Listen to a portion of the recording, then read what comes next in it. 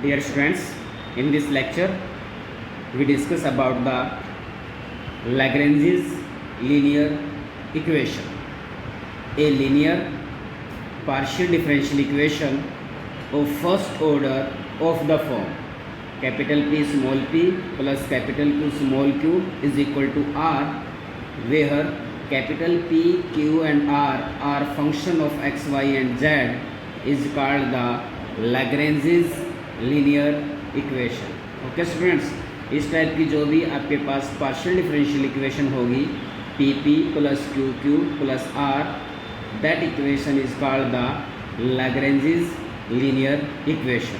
Okay, तो इस पे एक थ्योरम है कि द जनरल सॉल्यूशन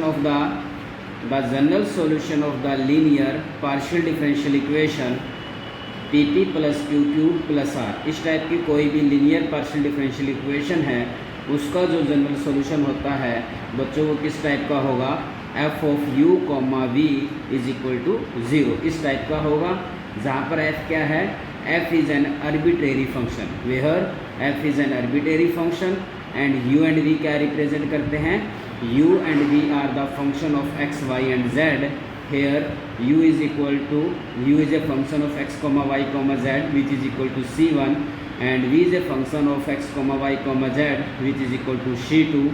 फॉर्म में जहाँ पर u और v x y एंड z के फंक्शन हैं जो इस टाइप की सिमिल्टेनियस इक्वेशन के क्या हैं, सॉल्यूशन हैं. Form A solution of the equation dx by capital P, dy by capital Q, dz by capital R. That is known as the simultaneous equation.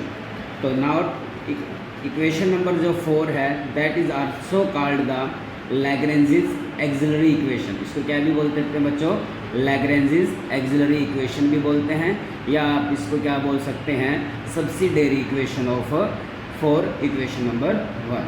Clear students, इसमें क्या है कि आपके पास एक first order partial differential equation है, उसका जो general solution की बात करेंगे तो उसका general solution f of you comma v type का होगा, जहाँ पर यू और वी एक्स वाई जेड के फंक्शन हैं और साथ में वो इस टाइप की सिमिल्टेनियस इक्वेशन का क्या है, सॉल्यूशन है. That equation is also called the Lagrange's auxiliary equation. Okay, तो इस टाइप की इक्वेशनों को सोल्व करने के लिए आपके पास क्या है बच्चों, वर्किंग रूल है.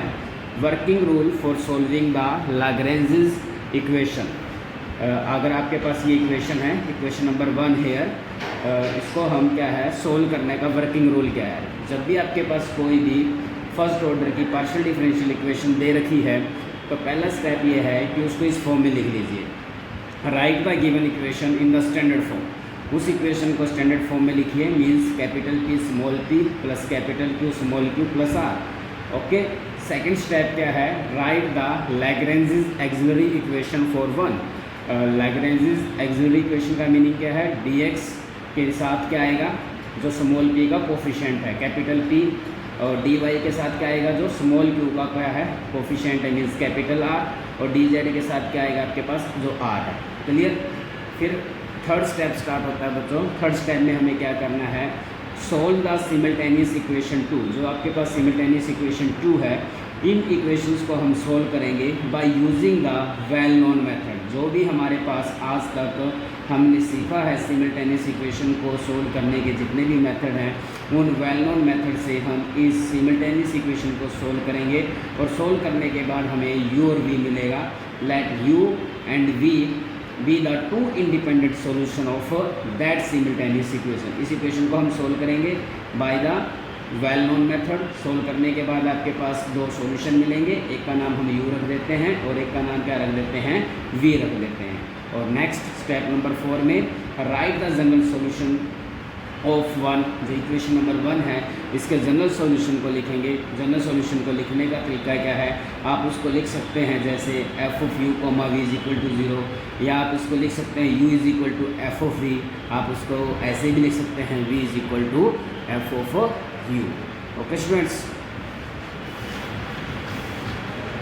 Now we discuss about method to solve the simultaneous equation. जो आपने अभी पीछे डिस्कस किया कि जो सिमिल्टेनियस इक्वेशन है जिसको हम क्या बोलते हैं, लैग्रेंजेस ऑक्सिलरी इक्वेशन बोलते हैं, dx by capital P, dy by capital Q, dz by capital R, इसको सोल्व करने के क्या मेथड है। हमारे पास ये एक लैग्रेंजेस एक्सिलरी इक्वेशन दे रखी है जहाँ पर capital P, Q and R are the function of x, y एंड z। It can be solve by the 4 method. इसको सोल्व करने के लिए हमारे पास कितने मेथड के बारे में डिस्कस करेंगे, हम 4 मेथड्स के में डिस्कस करेंगे। तो सबसे पहले हम मेथड 1 के बारे में डिस्कस करते हैं। मेथड 1 हमें क्या बताता है, if any two equation of 2 R integrable bye the method of variable separable. ये कहता है कि ये जो आपके पास लैग्रेंजेस इक्वेशन है, लैग्रेंजेस एक्सिलरी इक्वेशन है, इनमें से कोई भी पेयर लेंगे, जैसे आप फर्स्ट और सेकंड पेयर ले सकते हैं, फर्स्ट और सेकंड फ्रैक्शन ले सकते हैं, सेकंड और थर्ड का फ्रैक्शन ले सकते हैं, फर्स्ट और थर्ड का फ्रैक्शन ले सकते हैं। आपके पास 3 पॉसिबिलिटी हैं। फर्स्ट सेकंड का कम्बिनेशन ले सकते हैं, सेकंड और थर्ड का कम्बिनेशन ले सकते हैं, थर्ड और 1 का कम्बिनेशन ले सकते हैं। इन कम्बिनेशनों में से अगर वेरिएबल सेपरेट हो जाए, वेरिएबल सेपरेट का मतलब x वाली टर्म में एक तरफ आ जाएँ और y वाली टर्म में एक तरफ आ जाए, फिर उनको हम इंटीग्रेट करके सोल्व कर सकते हैं। If any two equation of 2 are, इसमें से कोई भी 2 इक्वेशन अगर वो इंटीग्रेबल हैं by the method of variable separable, तो we find their general solution. तो हमें उनका क्या मिल जाएगा बच्चों, जनरल सॉल्यूशन मिल जाएगा। And their pair of solution form the complete solution of system 1 या सिस्टम 2। ये इसका हमारे पास क्या मिलेगा, एक कंप्लीट सॉल्यूशन मिलेगा। Clear students. अब इसको हम थोड़ा और एक एग्जांपल की हेल्प से अच्छे से समझ लेते हैं कि आपके पास एक इक्वेशन दे रखी है x² p plus y² q which is equal to z²। अब हम इसको स्टार्ट करते हैं। Given equation is x² p plus y² q plus z²। इस इक्वेशन को clearly which is in the form, ये इक्वेशन किस टाइप से लिखी जा सकती है, capital P plus capital Q small q is equal to R। यहाँ पर कैपिटल P का काम किसने किया बच्चों, कैपिटल P का काम x² ने किया, कैपिटल Q का काम किसने किया, y² ने किया, और कैपिटल R का काम किसने किया बच्चों, z²। फर्स्ट स्टेप क्या होता है कि गिवन इक्वेशन को स्टैंडर्ड फॉर्म में लिखना है। स्टैंडर्ड फॉर्म क्या है, PP plus QQ is equal to R। First form में लिखने के बाद उसको कंपेयर करके कैपिटल P, Q और R की वैल्यू निकाल लेते हैं। सेकंड स्टेप क्या होता है कि उसको लैग्रेंजेस एक्सिलरी इक्वेशन में लिख देते हैं। लैग्रेंजेस एक्सिलरी इक्वेशन क्या होती है, dx के साथ कैपिटल P की वैल्यू, dy के साथ कैपिटल Q की वैल्यू और dz के साथ बच्चों कैपिटल R की वैल्यू। अब फर्स्ट मेथड क्या कहता है, इनमें से कोई भी कम्बिनेशन लो, फर्स्ट और सेकंड का कम्बिनेशन लो, सेकंड और थर्ड का कम्बिनेशन लो, या थर्ड या फर्स्ट का, कोई भी 2 कम्बिनेशनों को इस टाइप से लेना है कि जिनके वेरिएबल सेपरेट हो जाए। वेरिएबल सेपरेट हुए तो वेरिएबल सेपरेटेड मेथड से हम उसको क्या कर सकते हैं बच्चों, सोल्व कर लेते हैं। तो हमने सबसे पहले क्या किया कि फर्स्ट 2 फ्रैक्शन लेते हैं। Now taking the first 2 fraction of equation number 2, तो आपने फर्स्ट फ्रैक्शन है dx बाई x² और ये है dy बाई y²। अब इसको बच्चों वेरिएबल सेपरेट मेथड से हम इसको सोल्व कर सकते हैं बाई इंटीग्रेटिंग। जब इसको इंटीग्रेट करेंगे तो -2/x, इसको इंटीग्रेट करेंगे तो -2/y, और प्लस में constant of integration that can also be written as -2 common ले लो, या इसको 2 से डिवाइड कर देते हैं। 2 से डिवाइड करेंगे तो -1/x, यहाँ -1/y और c1/2 आ जाएगा। आप इसको ऐसे भी लिख सकते हैं -1/x, -1/y को इधर लेके आएंगे तो 1/y बन जाएगा, और c1/c2 को एक नया नाम दे देते हैं c1'। Clear students. इसी टाइप से फर्स्ट 2 का कम्बिनेशन लिया, आप सेकंड और थर्ड का कम्बिनेशन भी ले सकते हैं, और थर्ड और फर्स्ट का भी कम्बिनेशन ले सकते हैं, क्योंकि वेरिएबल इजली सेपरेट हो रहे हैं और वो हमें दिख भी रहे हैं। तो now taking the first and last fraction of 2, अब पहले और आखिरी फ्रैक्शन को लेके स्टार्ट करते हैं। जब हम फर्स्ट और लास्ट फ्रैक्शन को लेंगे तो आपके पास क्या आ जाएगा बच्चों, फर्स्ट dx बाई x² और लास्ट फ्रैक्शन क्या, dz बाई z²। जैसे आपने पहले सोल्व किया तो इसको भी सोल्व करेंगे तो क्या बनेगा, -1/x plus 1/z is equal to c2, और दैट इज से इक्वेशन नंबर 4। Okay students. जब आपने फर्स्ट और सेकंड को लिया था तो ये बना, तो इसको क्या मतलब u is a function of x y z, अगर आप इसको u मान लो।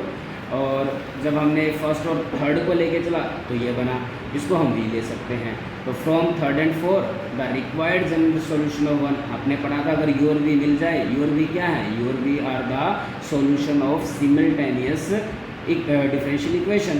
अब अपने जनरल सॉल्यूशन किस टाइप से लिखते हैं हम, f of you comma v, u का काम ये कर रहा है, वी का काम ये कर रहा है, तो वी, और जहाँ पर एफ क्या है, where f is an arbitrary function that is the required general solution of given partial differential equation. Okay students, अब एक आपके पास नेक्स्ट मेथड है, that is second method. Second method क्या कहता है कि जो आपके पास लैग्रेंज एक्सिलरी इक्वेशन है, इनमें से आपके पास एक पेयर आपको ऐसा मिलेगा, क्या मिलेगा आपको, एक पेयर ऐसा मिलेगा जिसमें वेरिएबल सेपरेट हो जाएंगे। एक पेयर आपको इजीली मिलेगा जिसमें से वेरिएबल सेपरेट हो जाएंगे, और उससे हमें क्या मिलेगा, एक सॉल्यूशन मिल जाएगा। उस सॉल्यूशन को आप यू रख सकते हैं या बी रख सकते हैं। क्लियर है। सेकंड मेथड क्या कहता है कि जो लैग्रेंज एक्सिलरी इक्वेशन है, इसमें से आपको एक पेयर मिलेगा। एक पेयर का मतलब फर्स्ट और सेकंड का कॉम्बिनेशन मिलेगा, या सेकंड और थर्ड का कॉम्बिनेशन मिलेगा, या थर्ड और फर्स्ट का कॉम्बिनेशन मिलेगा। उनमें से एक पेयर ऐसा मिलेगा जिसमें वेरिएबल सेपरेट हो जाएंगे। वेरिएबल सेपरेटेड मेथड से हम उसका सॉल्यूशन निकाल लेंगे। उस सॉल्यूशन का फिर हम यूज़ करेंगे सेकंड सॉल्यूशन को निकालने के लिए, वी को निकालने के लिए। क्लियर है। पहले वाले मेथड से, वेरिएबल सेपरेटेड मेथड से जो सॉल्यूशन निकलेगा, उस सॉल्यूशन का यूज किया जाएगा सेकंड सॉल्यूशन को निकालने के लिए, और that is called the second method. Okay, if one equation of that dx by p dy by q dz by r only integrable, one equation का मतलब वन पेयर की बात कर रहा है कि अगर इसमें से कोई भी एक पेयर अगर इंटीग्रेबल है by the method of variable separable, तो we can find its general solution. हम इसका जनरल सॉल्यूशन निकाल सकते हैं। And this solution may be use, ये जो सॉल्यूशन यूज किया जाएगा, may be use to find the solution of another set of equation. ठीक है, समझ में आ गया ना बच्चों। इसको भी समझने के लिए हम एक क्वेश्चन ले लेते हैं, न्यूमेरिकल प्रॉब्लम ले लेते हैं। आपके पास गिवन है कि p + 3q = 5z + 10z के साथ है y - 3x। Okay, given partial differential equation आपके पास ये है, और कंपेयरिंग गिवन इक्वेशन को हम एक स्टैंडर्ड इक्वेशन के साथ कंपेयर करते हैं। और स्टैंडर्ड इक्वेशन आपके पास है pp + qq + r। जब आपने इसके साथ कंपेयर किया तो कैपिटल P का काम 1 कर रहा है, कैपिटल Q का काम आपका 3 कर रहा है, और कैपिटल R का काम 5z + 10z of y - 3x कर रहा है। फिर सेकंड मेथड होता है। सेकंड मेथड में हम क्या लिखते हैं, लैग्रेंज एक्सिलरी इक्वेशन लिखेंगे। उसमें dx के साथ कैपिटल P लिखा जाता है, dy के साथ कैपिटल Z लिखा जाता है, और dz के साथ कैपिटल R लिखा जाता है। अब आपको इनमें से एक पेयर ऐसा मिलेगा जिसमें वेरिएबल सेपरेट इजीली हो जाते हैं। फर्स्ट और सेकंड में वेरिएबल सेपरेट इजीली हो जाएंगे। सेकंड और थर्ड की बात करें, y और z की बात है, लेकिन इसमें x इन्वॉल्व है तो इसलिए वेरिएबल सेपरेट नहीं हो पाएंगे। x और z की बात करें, इसमें y भी इन्वॉल्व है तो इसलिए वेरिएबल सेपरेट नहीं हो पाएंगे। ओके स्टूडेंट्स, इसलिए आपके पास एक ही कम्बिनेशन है dx और dy का जिसमें वेरिएबल सेपरेटेड इजीली हो जाते हैं। तो now taking first two fraction, इस इक्वेशन नंबर 2 के कोई भी दो फर्स्ट फ्रैक्शन लेते हैं तो dx by 1 = dy by 3। इसको हम लिख सकते हैं dy by 3 आगे पीछे लिख दिया, dy by 3 = dx, cross multiply कर देंगे, dy = 3dx। After integrating dy का इंटीग्रेशन y मिल जाएगा, 3dx का इंटीग्रेशन 3x मिल जाएगा, प्लस में c1, where c1 is the constant of integration, और that can be written as y। 3x को left hand side में ले आएंगे तो y - 3x = c1, और इसको हम क्या लिख देते हैं बच्चों, इक्वेशन नंबर 3। ओके स्टूडेंट्स, अब हमें इस सॉल्यूशन का यूज़ करके हम क्या निकालेंगे बच्चों, सेकंड सॉल्यूशन निकालेंगे। और उसके लिए हम क्या ले लेते हैं, now taking last two fraction of equation number 2। Last two fraction लिए हमने dy by d3 लिया, dz के साथ आपके पास है 5z + 10z of y - 3x। आपने सॉल्यूशन में यहाँ देखा था कि y - 3x किसके इक्वल है बच्चों, c1, तो ये वैल्यू पुट कर देंगे यहाँ पर। यूज हो गया ना फर्स्ट सॉल्यूशन का सेकंड सॉल्यूशन को निकालने में। तो dy by d3 = dz by 5z + 10z, और ये पूरा किसके इक्वल है बच्चों, c1, इसलिए यहाँ c1 लिया।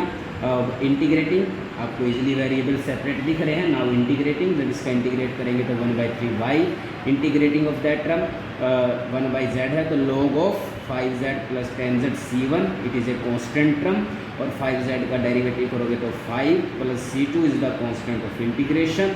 इस टर्म को लेफ्ट हैंड साइड में ले आते हैं, और y/3 - 1/5 log 5z + 10z C1 की वैल्यू वापस रख देते हैं। C1 क्या था आपके पास, y माइनस 3x के equal, which is equal to C2। Clear, आपको दो सॉल्यूशन मिल गए हैं, एक इक्वेशन नंबर 3 में था और एक इक्वेशन नंबर 4 में। तो general solution can be written as f of you comma we.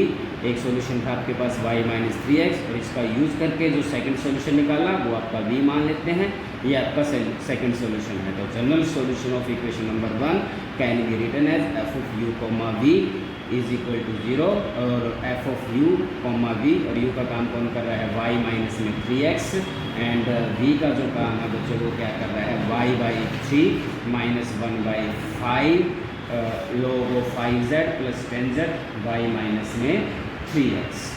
Okay, और where f is an arbitrary function, f of u comma v is equal to 0. That is the required general solution of the given partial differential equation. Okay students, method number 3rd and 4 will be discussed in the next lecture. Okay students.